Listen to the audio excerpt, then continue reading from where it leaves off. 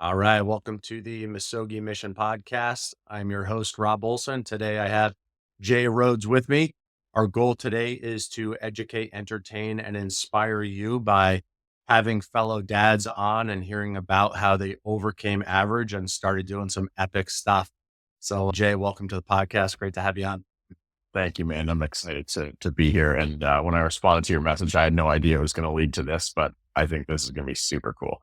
I think it's going to actually give me, like, as I was writing out some of my notes for this, I record a podcast too. I'm like, why haven't I talked about this yet? Awesome. So before we Yeah. get into, the Misogi aspect, fill us in on your family and kind of what you do from a day-to-day aspect that we can learn about your background before we tackle the epic challenge that you went through. Sure. Yeah. Yeah. So, I mean, family, my wife, Lacey, we've been together actually since 2007. What's that? 18 years. We actually just kind of celebrated our dating anniversary on February 2nd, married Nice. in August of 2014. We have a son, Leonardo, who he's 3.5. And a unique part of our story is he was carried by my wife's sister through surrogacy, which like kind of weaves into the story a little bit later on. And she is pregnant right now and being induced on Tuesday. So that's why we're doing this week and not next week. Amazing. I'm excited for you guys. And That's then great. and then I we've kind of been in the same spaces for a while through like Two Brain Business, right? So I'm a gym owner, mentor for Two Brain Business since 2018, gym owner since 2012, and I like to challenge myself, and I think that's why we're here to talk about some of this stuff. Awesome. Yeah. No, we definitely have ran in the same circles for a while, but I've actually never heard your story of your Misogi. I've seen you post about it, but I've never heard the full details. So I'm excited to hear what Mhm. the background was and how you got into it. So why don't you fill us in? What was it that you went through and how did it come about? Yeah, so I'm gonna start years back actually because I learned about Misogi, the word and like why we were doing it and that whole concept, like in the middle of it. So it wasn't something that I was like, hey, Misogi, we're going to go do this thing. Mm, Like I was already doing things like that. Right. So, and for context, like I just don't think that that's how most people are going to find themselves in something like this. You know, they might be listening to something like this and they're like, finally tips them more. Okay. I'm going to do it. So for context, like, and I'll talk about a few of these things that I've done prior to this, but the one that I responded to was the hardest physical thing I've ever done. And so we'll get into that more. But I've always loved like physical challenge sports, training all my life. Like I grew up running track and playing football, both like very physical sports. Like it wasn't mm, like basketball, soccer, which of course there's a physical element, but like it's skill and ball sport and teamwork. Mine were like, I was a running back and a 200, 400 long hurdle guy. So it was very like, if you train, you will get better. Right. And, and it wasn't like with training, like, I mean, I started training, what, 15, 16. I love the feeling. I love the results. mm. Sure. Aesthetic results, but like I started winning. I started winning things like provincial championships in Ontario and stuff. And so that just like fueled the fire more. But it wasn't until I found CrossFit that I started to venture into some of the longer stuff. And when I say like venture in, so like my first year of I found CrossFit in 2009. And then in May of 2010, so this would kind of be my first sort of like finding yourself in something really challenging. I had a buddy that entered a half marathon run in May of 2010. So I was like, not even a year. I can't remember. It was because the regionals that year were in May as well. And I can't remember if it was like right before or after that. But anyway, I was like, hey, yeah, I'll go do it. And he was a track buddy of mine, pentathlete. So like a 5 event guy, definitely more of like a long distance. That's where he excelled. And I was just like, yeah, I'll run 21.2 kilometers with you. Like, how hard can it be? You just run slower. Like I'm used to running Yeah. fast and like still had a lot of residual fitness from track. And so like we went through 5K together in like 23 minutes, which is not blazing, but it's pretty respectable. And then see you later. And so like just quickly with that, like I found myself, it was the longest run I had done in like 5 years by the time I hit 3K. Mhm. I hadn't run outside of like 400 meter jog and warm-ups and CrossFit. Like I wasn't running like this. And so by the time we got to like 10, 11K, my feet felt like they'd been hit by hammers. My dad was actually really sick. He was like recovering from a blood infection at the time where they nearly killed him, which is like a whole nother story. But again, kind of put me in the mindset of doing hard things. And I remember getting through, there was a spot where we got into like hills and like 15, 16K. And I imagined my parents beside me, not encouraging me, but me encouraging them. Like I was the leader type thing. And so like, I couldn't quit. And basically my goal was like, don't stop running. I don't care how slow you go. Yeah. And so like, that was one of the things that got me through that. The finish line was like so close to my apartment. And I just like hobbled home. Like it was under a kilometer. Like I literally just like sad walk home, like died on the floor. I was like, that box, never doing it again. Like I literally said, I will never do that again.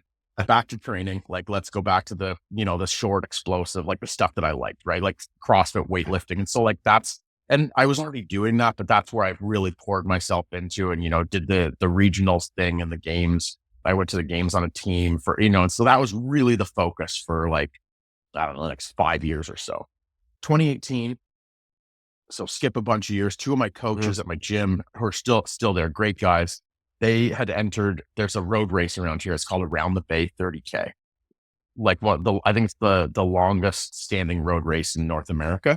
Get all sorts of great runners. They were like, hey, we're doing this as a challenge. I was like, hell yeah, I'm in. And so I said yes. 3 training runs, 8K, 12K, 16K. The last one was awful. And the day of, we went through 20K. We ran it together. Like that was our mission was like no man left behind. We went through 20K in 2 hours, which is again, pretty respectable. And then the wheels absolutely fell off for me. It was my first experience with salt depletion. And so I started learning about myself, like because of my background, like I wasn't like the best track athlete you're ever going to meet or anything, but like I won some stuff. And I was a pretty good runner. And same thing with like CrossFit and weightlifting. Like I had pretty respectable, strength numbers, weightlifting numbers. I'm a speed power athlete, basically is what I'm trying to say. And I'm not wired to go long. And when I do, like you learn a lot of things about yourself. And I didn't know about salt depletion. So literally like there was probably an hour where I was like 50 steps, boom, like that's like shot in the right calf. I'm like, oh my God. And then, okay, guys, I'm okay. 50 more steps, boom, other calf. And it was awful. And like, they actually asked me, like, do you want us to pick you up and carry you? I was like, don't touch me. No, absolutely not. And then some guy comes running along and he's like, hey, what's going on, man? I'm like, I'm dying. Like I'm cramping so hard. And he's like, take these. And he gave me 3 salt tablets and I popped them. And then we ran the last 2K. And like, I mean, when I say ran it, like, I didn't get those cramps again. Now my body had just been cramping for like an hour. So it's like, I was still hobbling around, but that was my first sort of like, again, experience going really long, like past 2 hours where that stuff starts to happen, 2019, I pulled back, like these are long after I pulled back from competitive CrossFit, but I was asked, do you know, Darren Thornton? Do you know? I know the name. Okay. So yeah, I thought like he is again, same circle. So he started in Two Brain and I was his mentor for a couple of years and he's the guy I just connected with like right away. And he is a former Queen's Royal Commando. So like basically like a UK Special Forces guy, like lots of stories. And so he asked me in 2019 to do a half iron triathlon on like 5 weeks notice. Right. Sounds crazy, but like that was right up my alley. I was like, yep, not a bad swimmer. I hadn't swam in like 10 years though. I'd never been on a road bike. So I found a road bike. I ended up buying one that was like too small because I didn't know what I was looking for. First time ever clipping in, I fell off the bike. Like I fell off the bike twice, clipped in, like, not fall off the bike. You fall with the bike. Yeah. Twice in the first 5 minutes getting on it, like, spot the rookie. And I put in some work over five weeks. Like the thing about saying yes to that distance, if it was like, hey, do you want to do a sprint triathlon? I wouldn't have taken it seriously. I would have just walked into it. Right. So I think I swam I swam 3 times. The first time so a guy from my gym gave me a scuba suit, which is like not meant to swim in. Like you just don't have arm movement at all. But I Yeah, just went down the lakes at the end of my street here and I went and I tried to swim 2K and I did it. I was like, okay, well, we know we can do that. And so I swam 3 times. I biked maybe twice a week and I was put, like 50, 60K at a time. I went up to 80K once. And then I ran, I think once or twice a week. I put in some work and like that day actually went really well.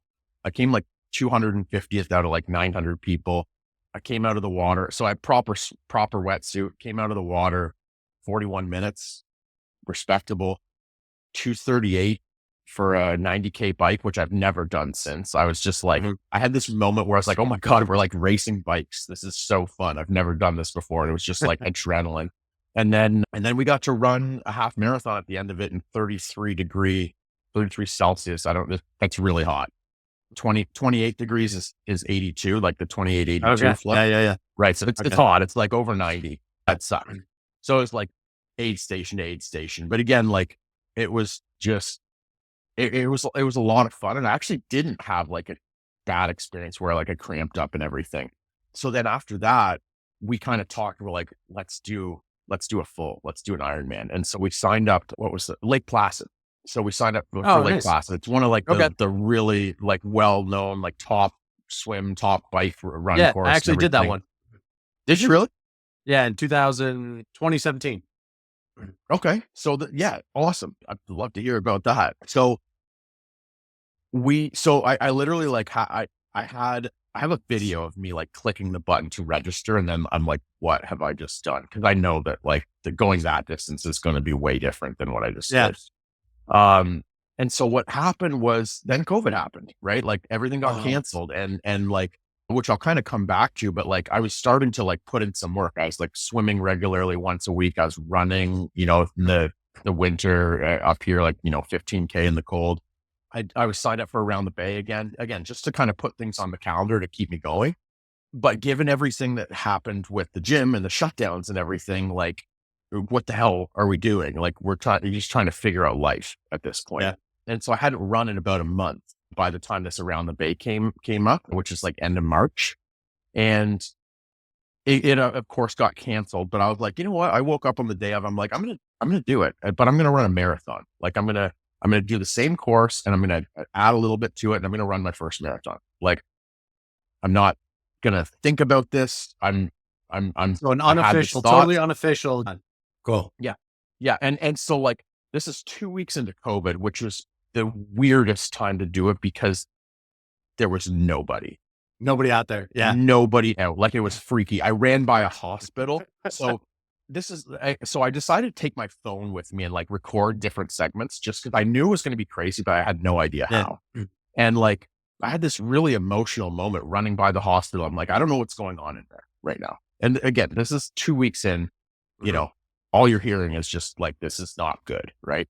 And so, yeah, I mean, the quick story of that is I had a planned spot to meet Lacey, I think like 30K. So I ran 30K, 3 hours, probably best long run I've ever done.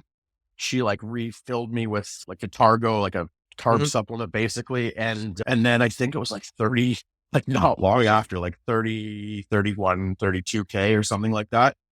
Wheels fell off and I started clamping hard, like to the point where I was like, I don't know if I can keep doing this. I don't know if I can keep running. So I'm stopping. So I'm literally videoing myself in pain. I'm stretching up against a pole. I had just gone into a convenience store and I begged her. I'm like, I need salt. I'm doing this thing. It's not going to make sense to you, but I need a Coke and I don't have any money. And she gave it to me. She like basically bought it for me. And I was like, I had like tears in my eyes.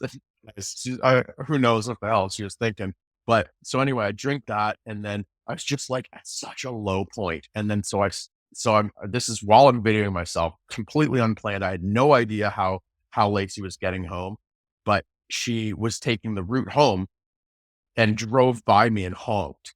Man, it's getting me right now. It was just so unplanned and I just needed something to pick me up.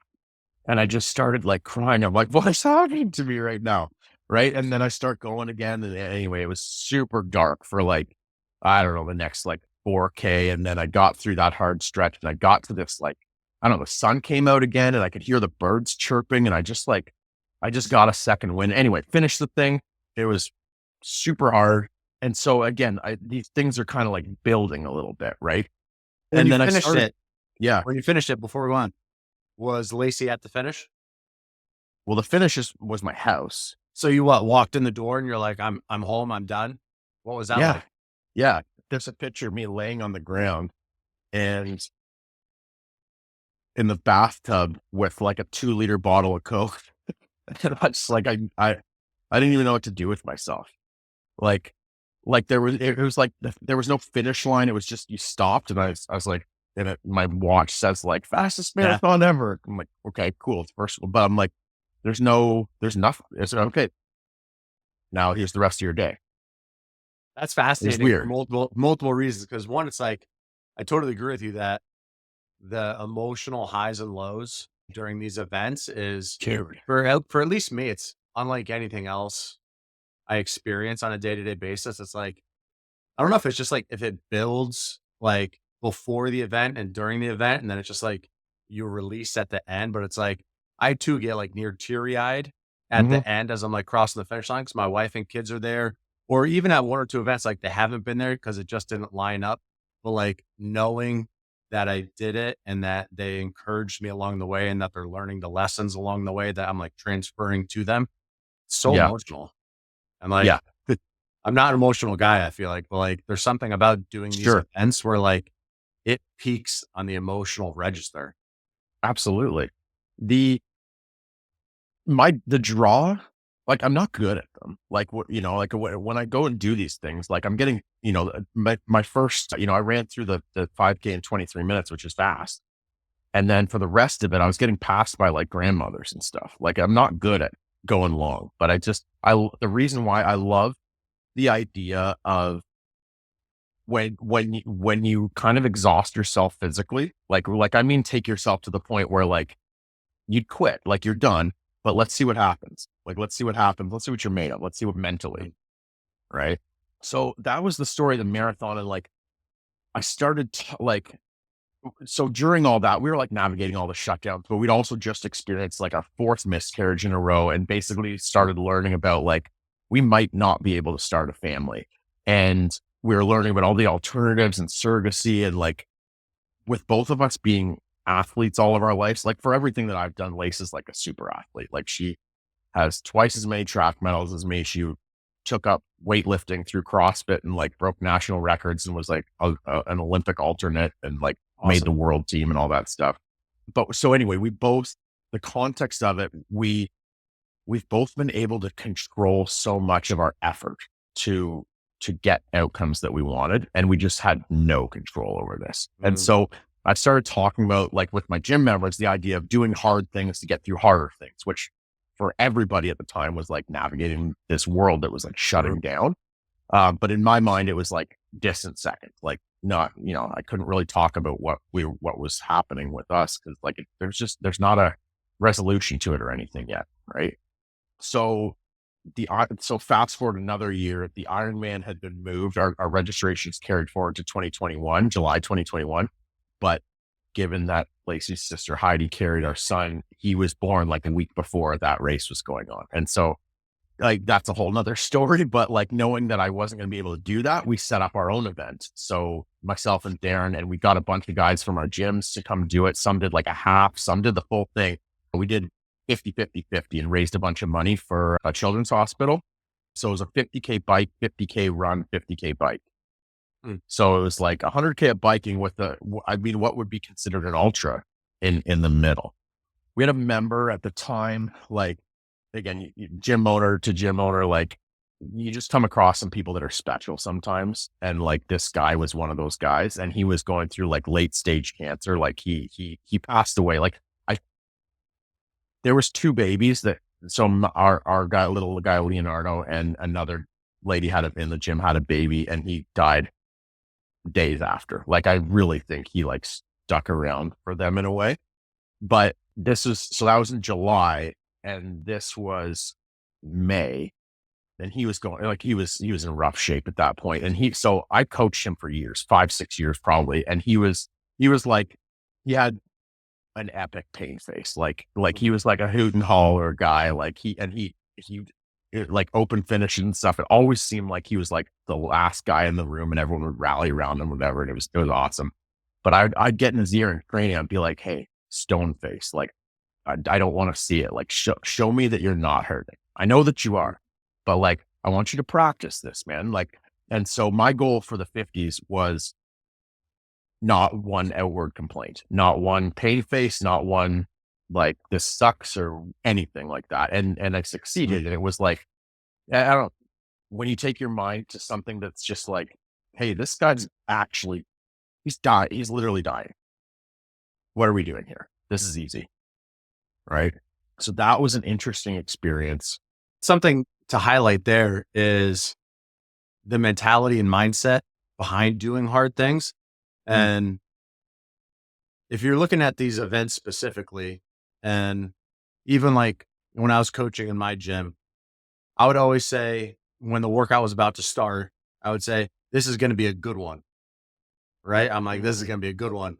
Whereas some other people might frame the workout as this is going to suck. This is going to be hard. This is going to be terrible. And like my main goal as a coach was to get them to reframe the experience as something that's going to give them a positive. It's like, you're going to go through something hard, but there's going to be benefit at the end, and you'll get more benefit if you tell your mind beforehand it's going to benefit you, right? It's almost like there's going to be less pain because you're telling your body ahead of the experience what it's about to experience. So Yeah, absolutely. Expectation, right? Like, I don't, yeah, like, there's probably a lot to unpack there, but you're bang on. So it's like, You're bang on. even like when I'm going through, let's say a 50-mile ultra marathon, I pride myself on my discipline of never letting, or no, I want to say never, but very minimally letting negativity creep in.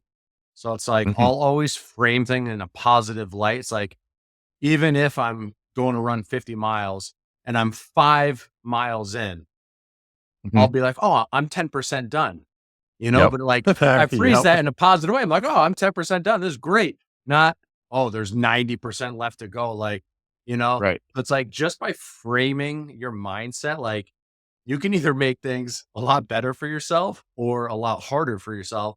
But I feel like it's all in between your ears. That battle of like, doing 100%. hard things is the discipline of your choice and your thoughts. Here's a question for you. Do you find, so you've done a bunch of long stuff. Do you find like that mentality, it'll get you through. And then when you start getting close to the finish, it starts to suck. I find it definitely sucks at the end. I mean, It's everything's just accumulating, but I mean, like, there's almost like that like piece of your mind that's like that discipline to stay strong and focus and this and that. It's like you almost don't need it anymore. Maybe that's what it is. I don't know. I would probably agree with you, because the closer you get to finishing and the more you know it's going to happen, because it's never a guarantee, but like the closer you get, you're like, No. okay, I'm going to get it. Like, I'm almost there. I have like 2 miles to go. Like, I'm going to make it, even if I have to crawl, walk, or, just make Yeah. my way there. But like, I feel like there is a little bit of give in the mindset of, all right, things are starting to hurt a little bit, but I'm almost there. So I can manage it. I can take it. Maybe if it's that emotional dump at like the beginning Mm. of that. Maybe. And I remember Um, doing a 50 miler, and I think it was at like mile 45 or like 42, but somewhere close to the end, where like, I knew I was getting there, but I started getting really emotional. The race wasn't even done yet. I was like, I still have 8 mhm, miles to go. I was framing in mhm. a positive way of like, oh, I only have 8 miles to go. This is great. But I never conceptualized how long 8 miles was going to take in my current state of fitness, like 42 miles in, like, I was moving slow. So I still had Oh a yeah. while to go. And I think I remember getting teary eyed a little bit, being like, oh shit, Yeah. we still got 8 miles Yeah. to go. But When that marathon, when I say like it got dark for a while, like, Mhm. I'd gone from like 6-minute kilometers to like 8.5. And now you're like, okay, I don't know, my mind always just works. It's projecting like, what do I have left? What I have to do? And it's like, okay, you only have like 3 or 4K left, but it's not at the same pace. It's now you start Mhm. thinking, oh my God, I have like another whole 50, 60% of this time to go. And it's like, you don't want to start thinking like that. It's not good. Yeah. It's not good. That's where that Um, mental battle comes in. And I feel like right. that's Right. where maybe the undisciplined can lose that battle of like Hmm. a DNF, or they start walking earlier when they could be jogging, or, any number of Sure. things. But like, that's where the battle's Yeah. won and lost right there. Yeah. I think that there's like, when you're going into these things, you almost have to set up a few non-negotiables, Mm. like, but there's always things that could happen. Like you could have to get medically pulled or something like that. Like you don't What would want to you be completely boneheaded, right? what would you say your non-negotiables are? Safety aside, totally consider Yeah. that. Um, well, I mean, I think I talked about a couple of them. The first half marathon, it was do not stop running. Like it doesn't matter how slow, but do not lose that. Like I'm not walking, not for one step. For the 50s, it was no outward complaint, no outward show of like negative emotion, right? That's what comes to mind. I'm sure there was other ones, but those ones kind of stick out to me. I think the other one that you mentioned earlier on was visualization. So like, Mm, I think it sure. was in Yeah. the half marathon. You're talking about visualizing Well, almost that leading your was what kept me parents. going. That was Yeah. what kept me going. Yeah. Yeah. Yeah. It wasn't, I had to take myself outside of me because that was Which the first one. And I was totally unexpected. Like I did not think it was going to go that way. I mean, to just have the awareness to be outside of yourself and to see yourself doing something, Mm, but then leading others, I think that's extremely powerful in and itself right there. mhm. That's Yeah. pretty incredible. So so now we're at the hike. Now we're at like the big one, the one that I was like, hey, this is the hardest physical thing I've ever done. And this was like my Masogi. But I think, I hope that these other stories kind of give it context that like I've been doing these things for a while in a number of different ways without really knowing, like my idea, and it's basically the idea of Masogi, right? It's one thing a year. And like, if everything goes perfect, you might finish it. You might not. Like you might have it's like a 50% chance of success. Right. And yeah, my thinking of it was like, I want to physically reach that failure point to see mentally what happens. Right. Yeah. So now we're at the hike. So again, this is with Darren. So he during the one of the toughest points of this, he reminded me, he like leaned into me, is like, I am in your life to make you uncomfortable. And Yeah. I just laughed, right? Cause like I love that. we did the half iron try, we did the 50s. And so this is another thing that like, I didn't plan for it. Like I didn't even know it was happening. I just said yes to it. So the context of it is that he's got a guy in his gym that is like a multi-millionaire. Like he was like born into money, but also like him and his wife have developed this tutoring company that's gone like North America and like came into money, whatever. He's a successful dude. But like kind of like, lives the luxurious, lavish, right? And Darren, he's like, are you allowed to curse on this show? Yeah, go for it. Darren basically wanted to take him to the woods and fuck him up. Basically, like he wanted to strip him Yeah, down. cool. Basically, like and like that's what this hike was. And so he asked me, I think, I don't know how and maybe he asked me, maybe I don't know. I think he asked me. It's like 3 to 4 weeks out. I was like, yeah, I'll go. So it was the Cloche Silhouette Trail. It's like a 85-ish kilometer hike. It's a big loop up in like in Killarney, like northern Ontario. Basically, it's harsh. It's pretty harsh terrain, like Canadian Shield, rocks and roots, basically. And that was what this was. So mental prep, like I know like mental prep, like I think part of doing these things and like really getting the true, like, Misogi experience is there is no being ready for it. Like, I think to truly experience it, even if you're super trained up and fit and everything, like you have to pick something where you just don't know how it's going to go. Right. Agreed. Like it can't be, for example, it can't be a marathon if you've run 20 miles. I agree. Doesn't, that's not it. Right. Yeah. Yeah. So like get into the hike. So let's see. Let me ask this. When you're invited on this hike and you told Lacey about it, what was her reaction? She's super supportive of me doing stuff like this. She kind of knows I'm maybe like wired a little differently. Like I don't think she has any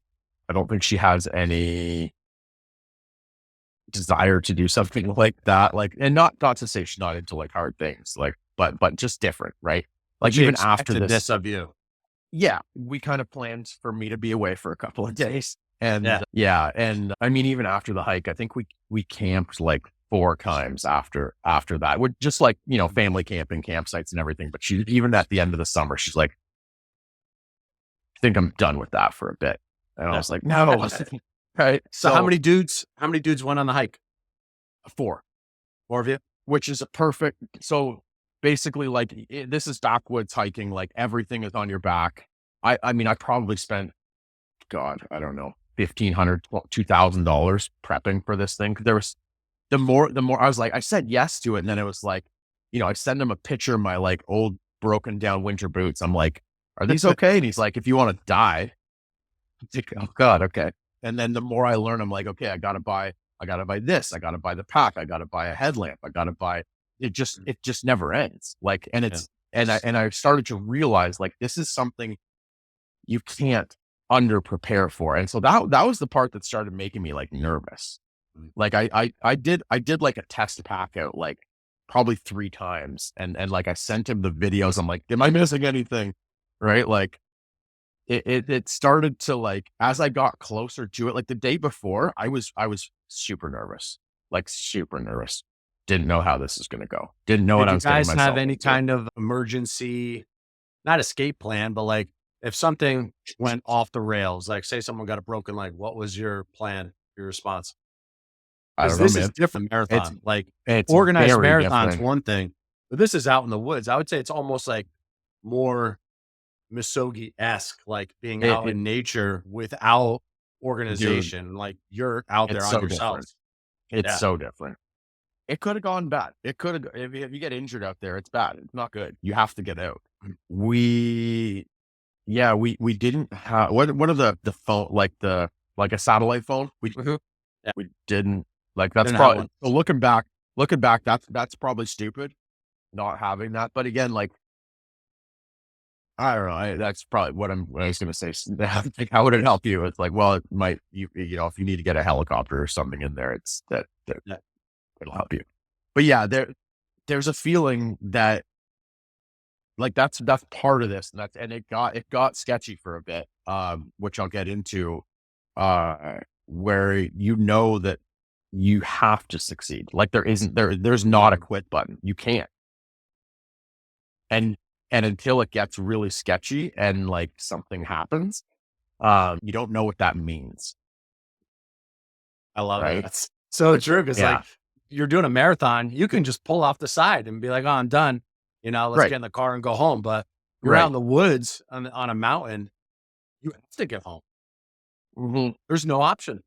Yeah. So I'll kind of get into it. So like, it was a 4-day. So you go out and it's like, hey, look, Cloche Silhouette Trail. You can do it either way, clockwise, counterclockwise. And it warns you, as there's like a warning as you go out, big sign. It's like, there isn't like a jump off point. Like this is a point, like you're going out into this, be prepared. And if you don't know what that means, probably shouldn't be doing it, but it's like a 7 to 10 day hike they recommend.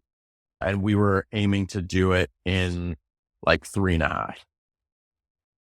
Why we the time difference? 3.5. You're like, we're just gonna speed walk it, or what was the? That was Darren. That I was just along for the ride. Like that was his. he organized this thing. We had it. We booked campsites and everything. Like there was like boom, boom, boom. I think the plan, it was like really backloaded. Like I think our first day was supposed to be like 18 kilometers, and then our it was like building, and then our last day was like 33 or something. Oh, wow. Yeah. So yeah, the packs, like, so again, my perception of what it was going to be and what it actually was very different. Like one of my coaches who did the round the bay with us, Stefan's his name. He did the 50s with us too, and just crushed it. Like he's another guy who just steps in and is like, yeah, I'll do it. He did a thing years ago. He's firefighter now, but he was going through to like military. And so he did this thing called the process. And it's basically like organized by former like Canadian American special forces. And they take you up into the woods, basically same thing, Northern Ontario. And you're up there for a week. And I think there was 21 guys that he went with, and only 7 didn't quit. And he was one of them.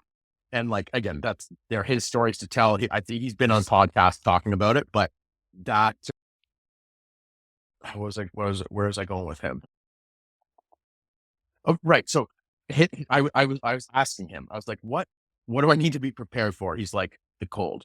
He's like, I've never been so cold in my life. I was like, huddled between dudes. It's like, not all of you are like, oh, like, I'm not going to like cuddle with a dude. It's like, you want to stay alive? You want to keep your fingers, like that type of thing. Right. And so I was like, I was really nervous about the cold. We actually got really good weather. It just turned into the hardest physical thing I've ever done. So like my perception was a little bit different. So basically day one, it went a little bit longer. It was pretty chill. We got to it was all fun and everything. Day one, actually, Darren. So 3 things happened on day one where like people, like first guy slipped. It was like, oh, that could have been bad. And then the next guy went down, like smashed his knee. I was like, guys, like, don't get hurt. And then we were crossing a river, and Darren lost his balance and fell backward into the river. Like, oh boy. Like, and we're in a 60-pound pack. He's like, he's belly up. He's like, he's freaking out. He's like, pull me out of this. And you're soaked. You're absolutely soaking wet at that point. He like internally lost it. Like he just went speed walking way ahead of us and just had to like cool off. It was all good. But it was like that stuff happening on day one was kind of like take this seriously. Right. And so anyway, we get to our campsite. We got there pretty early. It was cool. We set up campfire. We ate and everything. And it was everything was like pretty, I don't know, pretty chill. It was like, this is awesome. We have like 2 hours to 3 hours to like just hang out. We slept in the next day. I think we got up at like 8 or something, and we went out at we set on the trail at like 9 o'clock. And then day 2, I broke. I was the first one. So we hit some wicked elevation. Like I think we did 1,000 feet up and down or something like that day. And I didn't fully grasp how much you had to fuel. So like water, food, salt, all of it. I was in the mindset of like saving it for later when it was going to get really hard. And I'm also like, I'm like 5'9", 5'10", 170 pounds. Like I was, so context, like back into like, I was great at CrossFit and like lifting and moving. But it was like, here, carry this. That's where there's so many people better than me at that type of stuff. I'm not like the most durable human. I've got like a 30-inch waist. Yeah. I don't know. I'm not made to do it or whatever, but I'm still going to try. So how heavy was your pack? I want to say like 55, 60 pounds. Darren's might've been 70 because he had to carry a bit more gear, and like 2 guys were carrying tents. So when I say like saving my stuff for later, you ever watch the show Alone? I've they seen like drop people off in the woods. There was a guy that was crushing it and got pulled out because of weight loss. Like you look at this guy, he was completely like out of his mind at this point. Yeah. And he had like salted and dried, like he had like 33 fish that he like was saving and not eating. And to the point where he got pulled out medically because he lost too much weight. But I was like putting off like eating enough basically and drinking and all that. So we fell off pace because of me. Like we went through, like if you're like really suffering and your back tightens up in like a long CrossFit workout and you're just like, oh, you're just suffering. Yeah. That's what it was for like, I don't know, there were like a good hour and a half. It was just like, I couldn't, that whole like no outward, that was gone. Like I was suffering hard. Yeah. And so we eventually had to stop, and I ate and then I ate as much as I could. It was all like these like freeze dried meals. You have to boil water and all that. Yeah. Yeah. Got as much. I was like, I'm looking through sodium content. I'm like, give me all of it. And, that was awesome. And so like, I started to feel good, and I was like, guys, I took a bunch of video of this too. I was like, I'm gonna set off a little bit ahead of you guys if you're cool with it. Like I had to prove myself again because I was holding us up so bad. Like we were off pace. Like we weren't going to make our campsite. We had which means you don't make the next one, which means your trip is now maybe 4 or 5 days, right? Like I basically fucked up the trip. And so I set off and I was like, okay, they're going to catch me like quickly.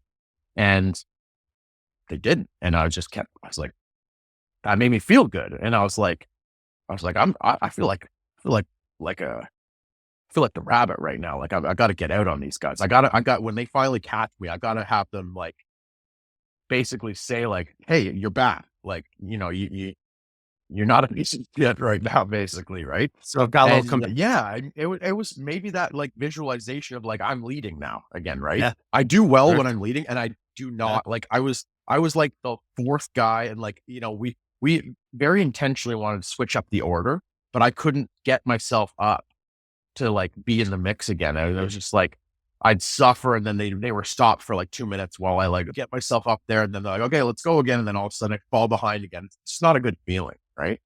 And so the end of day 2, like I basically like depleted again completely. And we had to go like down this huge steep hill, and it was like, it's scary. Like it's scary when your muscles aren't working. Like the elevation, the climbing smokes your hips and your quads so much that now when you're coming down, you don't have the ability to like brake and slow down. So it's like, and so now my knee started to get really bad because like I feel more comfortable stepping down with my right versus my left. But if I can't slow myself down, it's like, boom, I'm smashing, like I'm just bone on bone joint, right? And so like my joints started to hurt really bad. And anyway, day 2, it ends pretty rough. We get there the second night was kind of neat. Like we got woken up. There was like wolves and stuff around. Like you could hear them. Like it was like, they weren't that far away either. That was my first experience ever with that. And there was like 3 of them, and they were like triangulating. Like you could hear them. Oh my gosh. Communicating with each other. Yeah. Wow. It was like, Wow. it was like, I reached it. Like I brought like, we slept with knives beside us, bear mace beside us and everything. I was going to ask for anything for defense.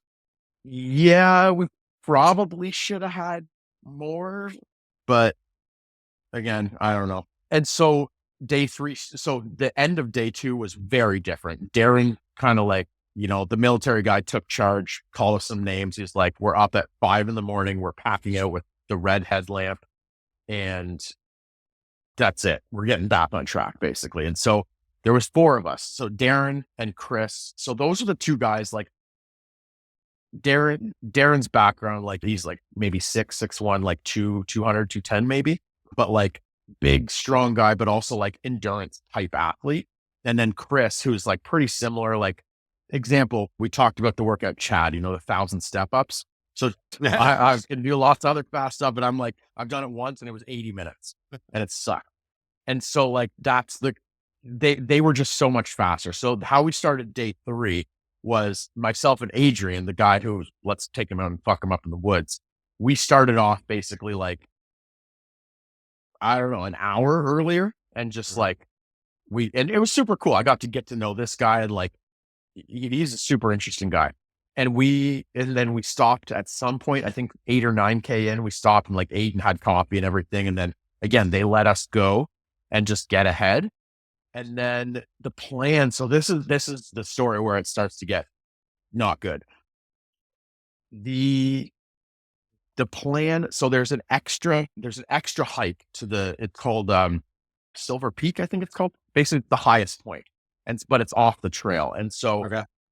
that Chris and Darren were like, we're going to do this. We're going to drop our packs at the bottom, go do it. And like, we'll like catch up to you guys and meet them. And we're like, absolutely not. Like we're already at the point of like, you can't quit. So in my mind, I'm like, by day 2, it's already the hardest physical thing I've done. Partly, I think, because you can't quit, but like, how do you just have to keep going?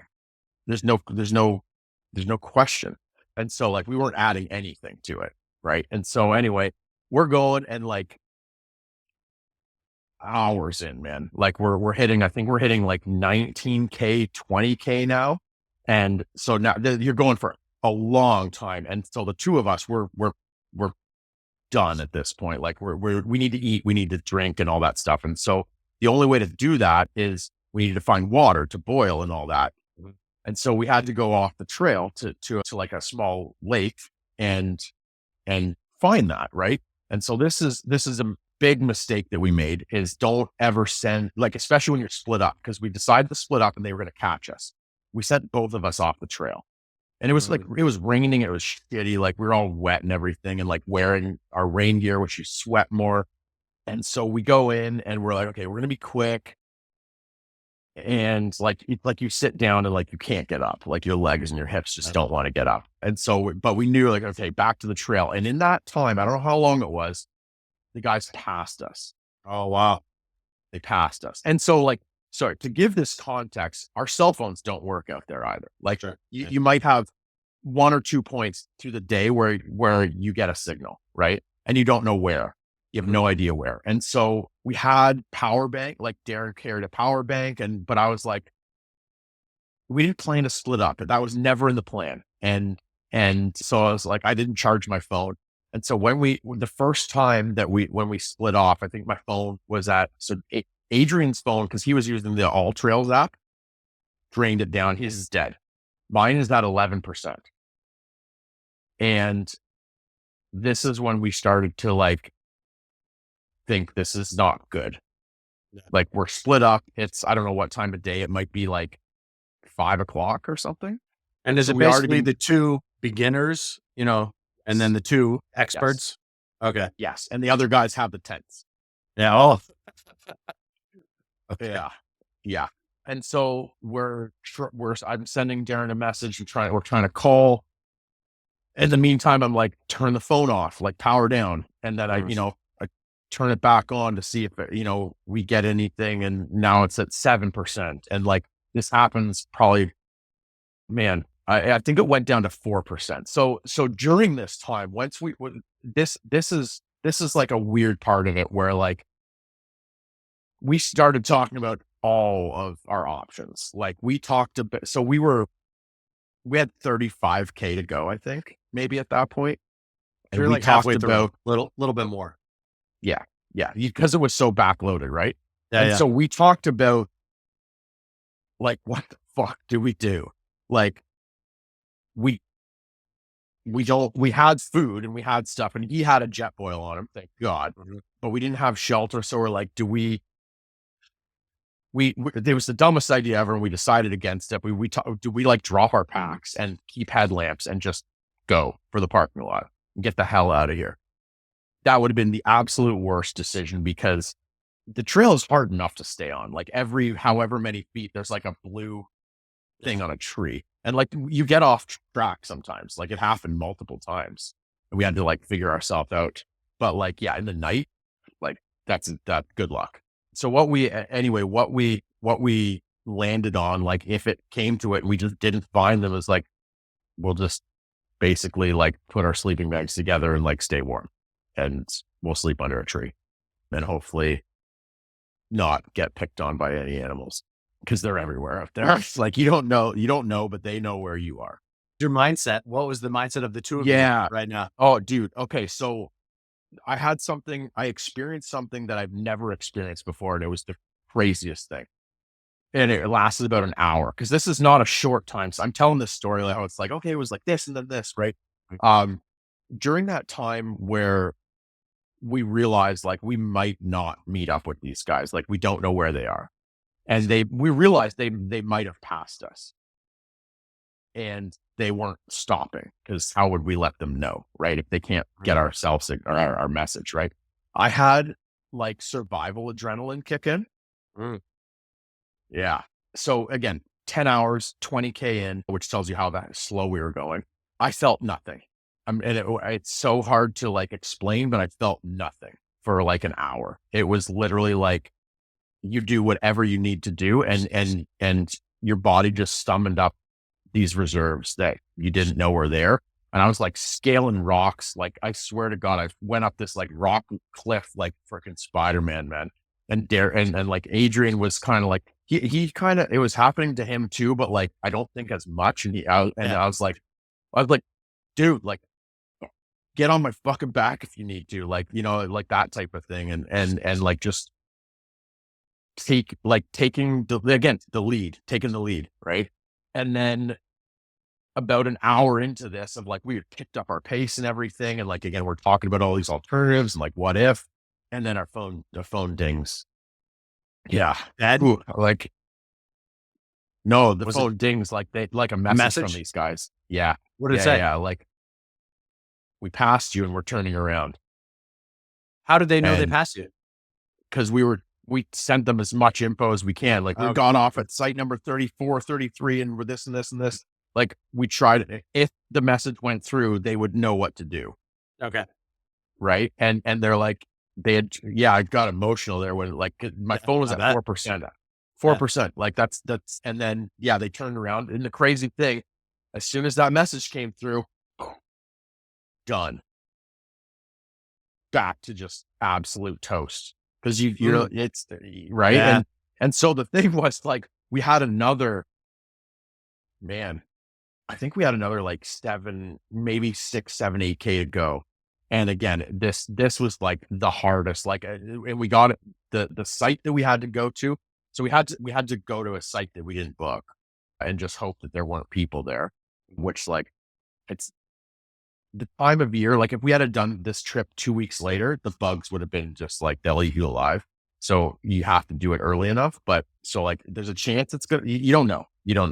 And so this site was like so far off the trail, but I was like, I can't even go with you guys to check. Like I need you to go check. And then if we can go, then hoot and holler and yell at me and I'll come in, but I'm not doing anything extra right now. It was like, because you're so drained. Bad.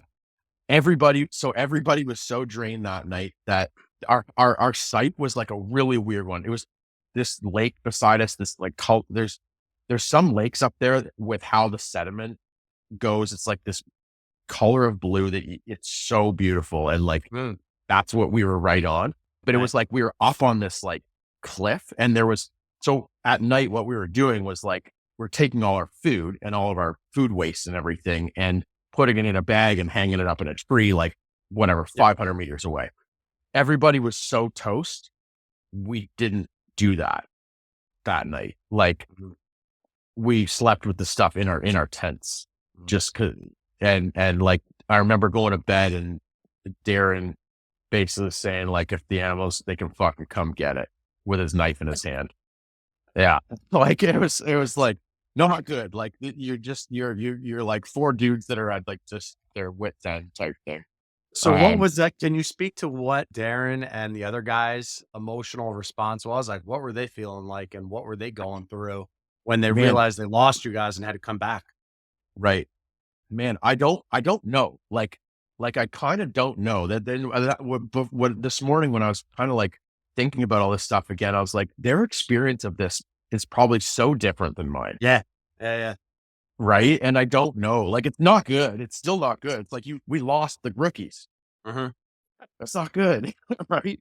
And like, before we went to bed, we were laying in the tent, and we were just talking a little bit more. And like, he told me about a story when he was going through training, basically to become the Queen's Commando. It was like, they went through their kind of like Hell Week thing. And he told me so they had these like brutal tests that they had to do every day. And at the end, it was, I might get the numbers wrong, but I think it was a 30-mile ruck. that they had to do under a certain time. I think it was like 9 hours. He had like cut his knee and it was like swelling and infected. And so like he knew, so he, this is, so this gives context of the guy that set this trip up. If you don't make the time, you're out. But if you get, so he told me, he's like, I knew that if I got medically pulled, that doesn't count. They don't kick me out. And he's like, I knew as I was falling, he's like, he told me as he was falling off pace, he thought about like intentionally like breaking his leg, like somehow finding a way to break his leg. So he got pulled so he could still be on the team.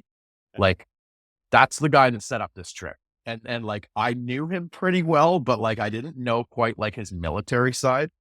Sure. And now I just found myself like in it. Yeah. Awesome. To the degree of like a hike in the woods, not military. Right. But yeah, dude. And so that was, we woke up the next day, everyone, again, everything's just compounding, but that's the story that like, it was bad. It was bad for a bit.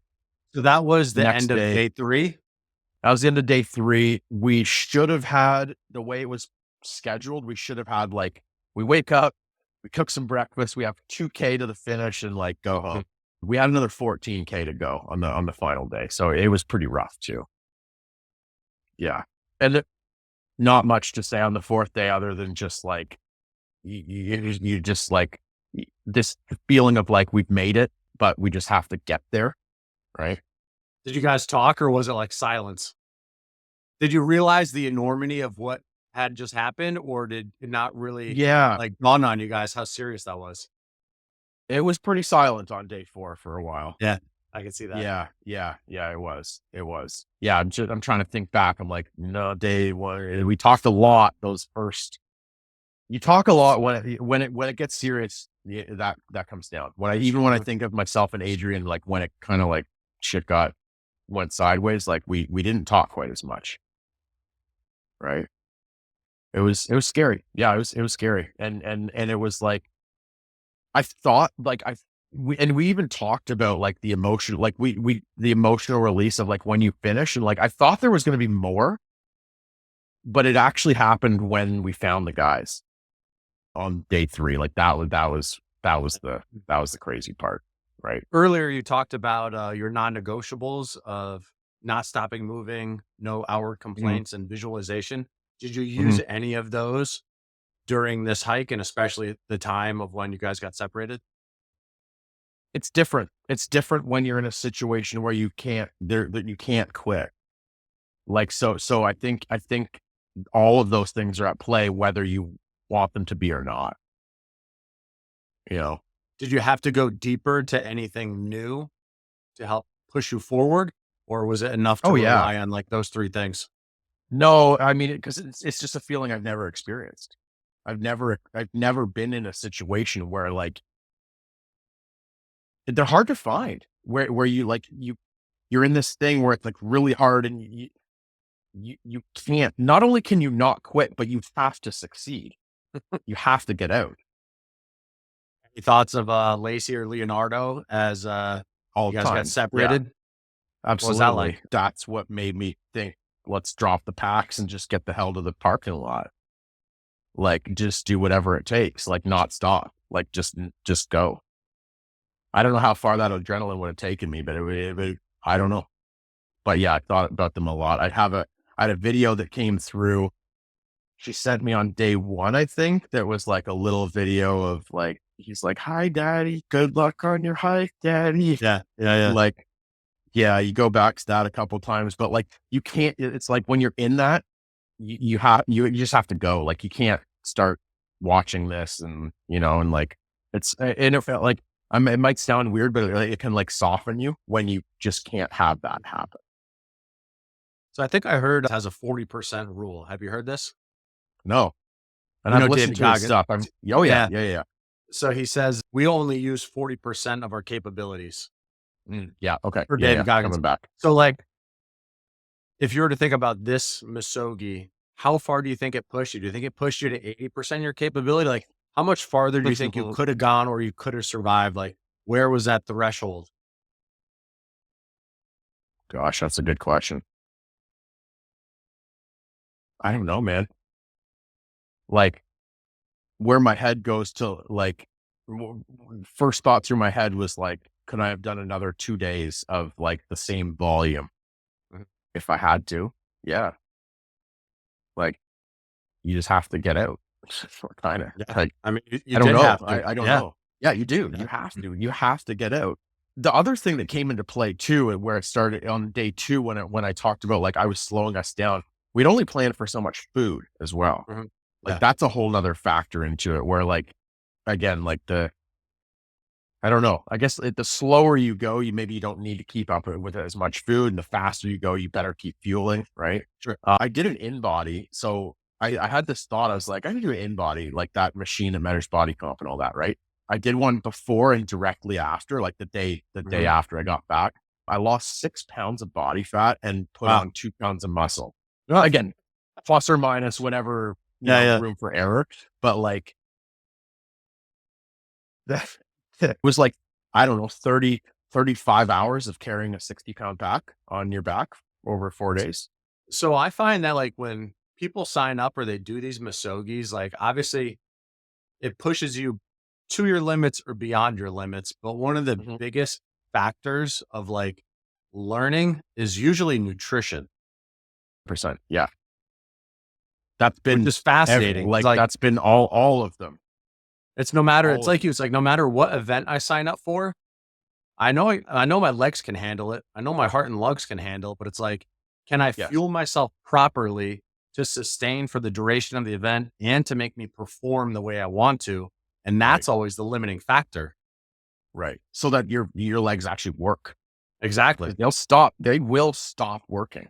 Like you said, if you don't have enough salt, they're going to cramp. If you don't have enough hydration, you're going to cramp. Mhm. You don't have enough Yeah. food, eventually you will cramp. Like that's the first thing to What's fail usually. What's funny, yeah, and then it just goes downhill and your Mhm. mind will follow. The funny thing, the half iron try that went like really well, I did a test day of like, it was like a 1 kilometer swim and 80K bike and a 14K run. So it was a big day. And it was all about seeing what I needed, right? But Mhm. again, the temperature is way different. I started at 6 in the morning, and like I finished earlier, and like the day that we had, it was like late September and it was crazy hot. Like, I don't know, record temperature, but like really hot. But that one went really well. And so my plan, so because you can only carry so much nutrition on a run and a bike. Like you want to kind of stay light. I was through my entire nutrition plan halfway through the bike. I just kind of instinctively knew. And so I like, you know, there was one spot where there's like a hockey net where you get your water balls into and they'll give you a new one. Yep. And then the running aid stations, I probably took in 5 times what I expected to. Mhm. Yeah. Yeah. And that was the one that went best of all of them and still sucked. But yeah. And I feel like you can't truly learn your individualized nutrition without putting yourself through the paces, like you mentioned. Like, there's only so much you can read from a Mm-mm. book. Like, everybody requires a little bit different based on the weather. Are you a heavy sweater? Are you a light sweater? Is humidity, this, that, all Right. like, there's so many factors where, like, maybe in the future, in 5 or 10 years, they'll be able to say, oh, you need exactly this. But, like, even right Right. now, it's still, you have to put yourself through the paces of your training and, like, Mhm. learn, okay, that wasn't enough carbs. I need more. Right. Right. And like, and you might have the perfect plan and then it just doesn't work. Like during that like year or two span, I was like watching the Iron Man and all that. And like, there's guys, every year, there's guys and girls that are expected to do well that drop out and look like they're going to die, Yeah. or like just fall off the face of the map. And then some other guy comes out of nowhere. They're like, "Well, I didn't expect this guy." And So from when I did my Ironman at Lake Placid, overall it went well. Like I had a good nutrition plan and how much I was going to take in, but yeah, I made a slight tweak right before the race. I was like, I'm going to put a Snickers bar in my bike aid station bag so I can have a little treat, as I'm riding my bike. I'm like something to look yep, forward to, something love it. bright. You need it. However, however, I didn't test it. And so what happened was Oh, it ended up backing me up. Like I didn't have bad GI distress, but enough that I couldn't get, I forget what they call it when you're on the bike, when you get in that aerodynamic pose and you put your hands on the handlebars. I couldn't Yeah. get down in that position. It caused enough discomfort where I couldn't get down. Oh, I had to geez. basically sit upright on my bike, like I'm going for a Sunday ride Yeah. for the Way duration of the slower. Ironman bike. So it's like, it was a last minute change that I hadn't tested before that it didn't completely derail me, but it could have. Yeah. It just Yeah. slowed me Yeah. Yeah. down Yeah. Yeah. significantly. So it's like, you got to test these things. Yeah. I had a buddy years ago that was trying to qualify for a Boston Marathon, and he was like on pace, and it was, I mean, it gets messy. Like it was his GI and basically like, shit at himself type thing that caused him to not make it. What'd you do the Ironman in? I'm curious. Do you 14 remember? hours. Yeah. I'm looking at I have a plaque up on the wall of my first Ironman. I did 14 hours. Yeah. Yeah. Elite Classic. Yeah. So that's some suffering. Yeah. So, I mean, it was, like you, I just kind of signed up for these things to test Yeah. myself. Yeah. And I Yeah. Yeah. signed up for a package deal where I did a half Ironman, I think in Syracuse, and then a full Ironman Yep. Elite Classic. It was like, package ticket. And I Nice. had never done any kind of cycling before. And Love I it. never had competitively swam. So I did have a running background, but I never Yep. had put them all together. The swim was humbling. I It's a remember in long time Syracuse, to swim. just I basically ended up almost like breaststroking for a good portion of it, because when I entered the water, my heart rate Yep. was way too high. I spiked my heart rate. I couldn't control my breathing. But like, Yeah. just like running, it's like, if you can't run, Yep. jog. If you can't jog, walk. So I was like, Yep. okay, Yep. I'm gonna at least breaststroke, control my breathing. It was like halfway through the swim that I finally controlled my breathing and got the hang Yep. of it. And then like the Yep. second loop through the water, I finally got into my freestyle and I was cruising. But it's like, Yep. you can't learn these things unless you put yourself through the paces, and you can't put yourself Yeah. through the paces unless you sign up for them, or you like do these events. Right. Engaging in these events or, challenges is to learn and grow. And it's like, I just find it fascinating, the stories that people tell us. So it's like, one thing that I'm wondering is like, you seem to have this theme or pattern of like, you only give yourself a month to train before the event, which I can love and appreciate. But how do you balance being an entrepreneur and a husband and a father with training for these events? I come back to that in a second. Just say that the experience with the swim, I had the exact same thing.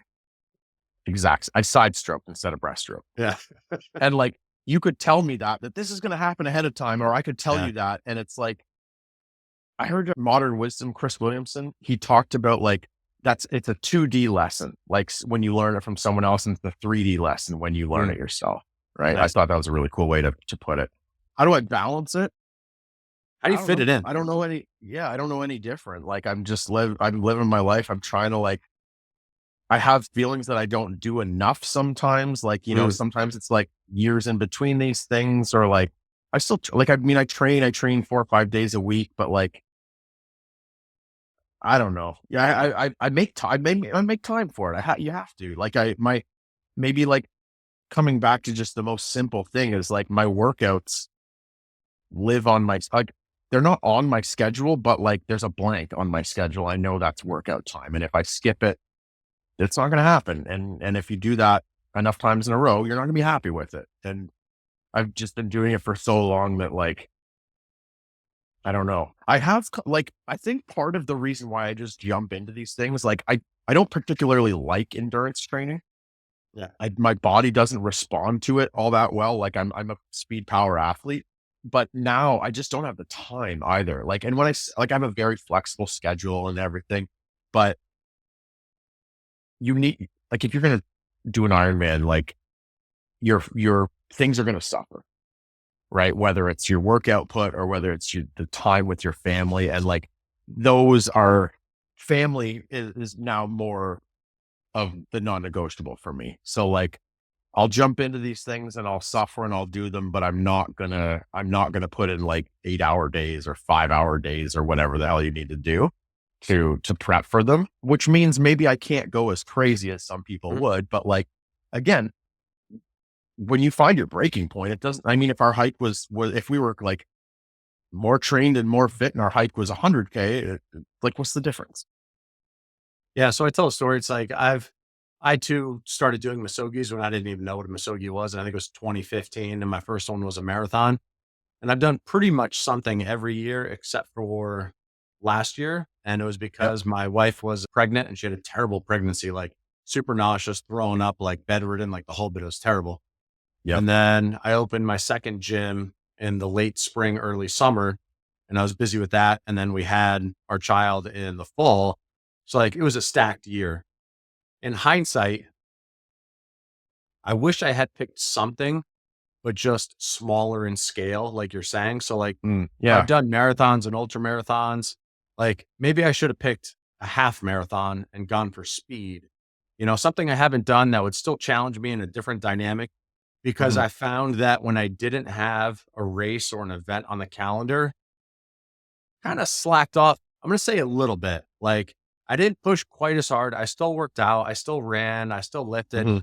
But like it was maintaining the status quo and there wasn't any growth in there. But Yeah. like other component as an entrepreneur, like when I go out for a run, I don't wear headphones or listen to music or anything. It's like that's when I get in my flow state and it's when I Love it. problem solve and I get creative and I do all these things. So like from a business standpoint, I feel like not having a Masogi even held me back from professional development and growth too. So it's Sure. like my lesson was I at least need to sign up for something every year. It doesn't have to be this grandiose, 100-mile, like super long duration thing, but like I should have picked something, even if it Mm. was shorter and more intense option. Yeah, that's interesting because, like, I totally get that. Like, what first went to my head as response to you, which is probably what anyone would tell you, is like, you're having a family and you're growing your family and you're like navigating a second business, like that's enough, right? But then when you weave in like how it would help you within those things and like focus you a little bit more, right? What's funny is the years in between the hike and the most 2021, the 50s, I did two sprint triathlons, I think. Mhm. I don't know. I don't have any stories from them. Yeah, Like, but it I got, it just got you don't. moving though, right? I didn't respect them. I didn't train for them. I just jumped into Ooh, them. I Right. like Like, that. You didn't yeah, respect like it. right. Like, and one of them went better than the other. They were still super fun. Like one of them had like an uphill, like a huge into the wind up. Like we got to the course, it was like, how are we gonna bike? It was so windy. And it was like uphill into the wind, but then you knew coming down and back. Like I still have it on like the Garmin app. There was a 5K segment that I covered in like just over 6 minutes.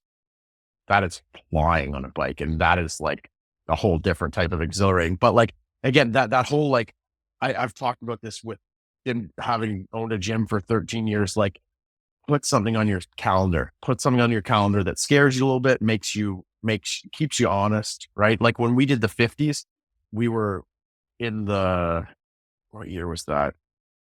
I'm in Ontario. We were in our fourth COVID shutdown, Mm. like, which is absolutely ridiculous, but we had people. So we put together like a running program for like the 2 months that we were shut down. And the message was like, we're going to run, we're going to build, we're going to prep for it a little bit. And you're either going to run 5, 10, or a half marathon, except that whatever you choose, you have to go up one. Nice. Like the 5K, like the message is like, guys, you can run a 5K right now. Open your freaking door and go do it. But I need you to choose one. And like we were doing 50 at the same time. So people were like, oh, okay. Like, lead the way type thing, show them. But yeah, that's honestly a thing that I struggle with these days, being like out of competitive stuff is like I don't have something that's like just that thing that I wake up and I'm driving toward. But like, I don't know, but like, that's not necessary. Like I have other areas of my life that like when I think back to like peak years of like competitive CrossFit, like I wasn't an established adult by any sense of the word. Right. And so like now we have like, a great life and like have built a family and like somehow after all these miscarriages and miscarriage with a second surrogate and all that, Lace is 36 and a half weeks pregnant. And like, that's enough for me, man. Like, but at the same time, it's like you just keep doing things. Like we're here talking about Misogi, right? Yes. I mean, you got your hands There's full like right now. balance. You're I don't about know. to. Yeah. Right? But it's like, what do you think the lessons, how old is Leonardo? Three and a half? 3.5. Yeah, it'll be 4 in July 13th. So, I mean, just fast forward maybe 2 years, he's Yeah. going to be near 6. Yeah. And let's say you're doing another Misogi type event. What do you think he's going to learn from watching you? So we have him in Kids Strong right now, if for like the last year and a Mm, half, and it's basically like a little CrossFit for little guys type thing. And like yeah. it's like fitness and fun and everything, but it's also like eye contact and handshake at the start of it, like handshake and eye contact with the coach at every, I love it. and introduce Yeah. yourself, and like social public speaking. They put them up on a little platform. They have to say their name Oh, and cool. whatever. My favorite food. They also, the mantra is, I am strong, right? Flex, hand from the hips. Yeah. I am brave, 2 thumbs up. I can do this. I And love it. so he's been like woven into that for like the last year and a half, and he loves it. And I think it's just like, he'll get to see me just living that. And I think he kind of like, he doesn't come to our gym all that much because it's like he's 3. It's not like a safe place for him to be when adults are Yeah. working out and all that. Yeah. And like our schedules are like flexible enough. We don't have to like bring him to work. But I think more than anything, he knows that mom and dad go to the gym like every day. And he knows that we were involved in that. So I'm not sure if it's like, I think there's more of like, I think when it comes to like kids and like the trickle down, the cascade effect of all that, I think it's the consistency of something rather than the like kind of how I'm talking about how I step into these things, not overly prepared. But like when I say I'm not overly prepared, I haven't stopped fitness for the last 25 years either. Totally. Right. That's a So good I'm like, distinction. I'm Yeah, not yeah. just stepping in. Right. So I think it's just, it's leading the way. Like I'm going to keep doing hard shit till I can't anymore. 100% agree. Strong fathers, strong kids. Yeah. I mean, I Lead love the way. that Kids Strong. I love how they teach that, It's so good, man. inner mindset of I am strong and I got this. Like, just to Yep. extrapolate that forward 10 years, like if the kids maintain that, going to be a bunch of Yeah. savages, like just crushing it in life. And I think that's so cool. Yeah. That was when I was a kid, man. My school year revolved around speeches before them and after them. I was terrified. Mhm. I hated that. Hated it. Oh my God. It's public speaking. Come on. Right. And like, just to start it so early that like, it's not even a thing. Hopefully, like, 'cause you can Yeah. see kids that like don't want to do it. They name a class captain, and like some of them, hey, you're going to be a class captain. They're like, no, no, no, no, no, no, no. Right. Everyone's wired different, but yeah, hopefully getting ahead of that. I'm his dad. What else would you expect me to say? But he's a pretty special kid. Like he's everything that I could, like all the things that I hoped that he could embody like that. He's doing it. I love it. He's not afraid of things. It's great. That's so cool. Yeah. Well, look at his parents. I'll take that, man. Thank you. So let me ask you, so for dads that might be on the fence about doing a Misogi, maybe they haven't done Yeah. one before, or they're looking at doing something in the next year, what would you say to encourage them? Well, so I mean, if you're listening to this and this is how you're getting this message, like it's not by accident. Either you have done stuff like this and you're like, hey, like this is my guy. I listen to Rob. Or for whatever reasons you've stumbled upon it, like for whatever reasons your own, like just fucking do something. Like stop living on the sidelines. Like if you're thinking about it and you don't do it, like there's cost of inaction. You've just become someone that doesn't do things now. Right. And that's probably how it's going to play out the next time. It's probably the time after that. Right. So what I would say is like so many of the experiences and stories that I have and personal growth, it all comes from just saying yes to things. And it's never not going to be scary, but like, that's the point. That's part of it. And there's a side of your brain and your experience in this world that will remain undiscovered unless you do this type of stuff. And I know that I'm better for it, and people around me are better for it. I mean, we just talked about the cascade of to your children, your family, and I think you'd be hard pressed to find anybody who has done similar stuff who would or could say otherwise.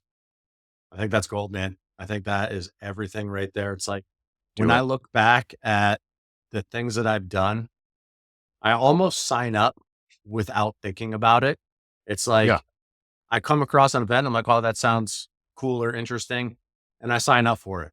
But in the process, I didn't think about everything I would have to do to lead to a successful outcome in that event because the enormity of that it's too much. can be debilitating, right? It's You too just much. won't So do it's it. like, you won't do it. It's like a 50-mile run. No, I'm not doing I'm not doing that. That's stupid. That's like Right. if you commit to it and then you put yourself through a consistent training plan of learning nutrition, starting to run, learning running technique, doing deload weeks, doing all the things. And it's like you gradually grow week by week, month by month. And then you look back 6 months from now and you're like, holy shit, like I've come a long way. I've learned a lot and I've grown a Mhm. lot. And it's like, look at where I've come. And now my target that I thought was so far away, now all of a sudden it's not that far away. And it's like, it's within reach. And Mhm. it all started with, like you said, just saying yes and taking action. There was a time, so right after the hike, I was doing some rucking. I was just like, it's fun, it's fun. And like, so the hardest physical thing, literally on the drive home, I was like, I want to do it again. I couldn't wait to be out of it, but I was like, right away, I was like, I want to do it again. So there was a day, I think it was in June of last year. It was like a Saturday or Sunday or something. Lace just like, hey, I'm gonna take Leonardo out for a little bit, whatever. And I think it was, I don't know, maybe out for like 3 hours. And my mind, I had this thought. It was like, put your ruck pack on and go do a half marathon. Mm. That's it. And like, if you don't say yes to that within 2 minutes of the thought, you're not doing it. And so I put my pack on. I was like, okay, walk the first one walk the first K really fast. And I was like, okay, the goal is under 9.5 minute kilometers. And I did it. And like, I don't have a huge story about that, but it was just like, there's a fleeting moment where if you don't do it, you're not going to do it. Right. And it's all these cliches, like, how do you eat an elephant? One bite at a time, the net, how do you climb a mountain? One step at a time. It's like the 2D and 3D lessons. Like it doesn't mean as much when all these things that other people tell you, but you have the stories yourself when you do them. And that's pretty cool. That's the goal, right? To live an inspired life and inspire others. Right, man. Yeah. Live life That to the was fullest. There's another one, right? live life to the fullest. Yeah. It doesn't happen by not doing stuff. That was fantastic. Well, Jay, it was I, dude, awesome this is catching up, dude. more than I could have hoped for. Like when you were like, hey, we might talk for like half an hour, I was like, there's no way Yeah. we're talking for just half an hour. 90 minutes later. Yeah, man. I appreciate this. It's super fun. It allowed me to relive everything again, and hopefully people take some. That's what it's all about, man, is you telling your story and, educate, entertain, and inspire other dads to hopefully Yeah. take on more challenges, grow their relationships, be better fathers, do all the things. Appreciate you, man. Yeah, absolutely. Thanks for being on.